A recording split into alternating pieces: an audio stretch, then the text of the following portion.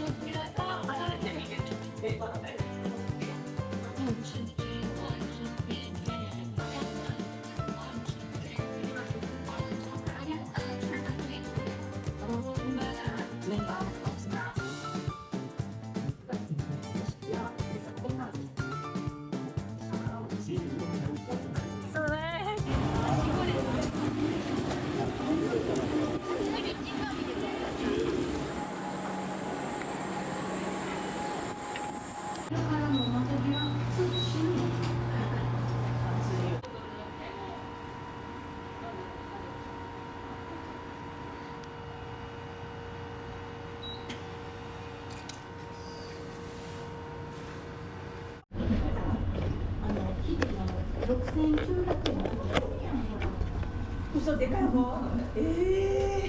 欲しいわよ。あ。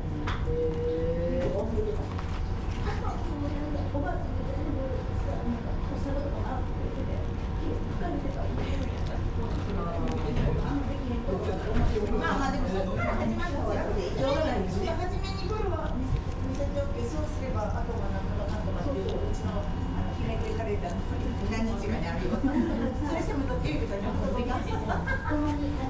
こっちもさ、彼氏ってさ、言うのをさ、そうさ、だから旦那が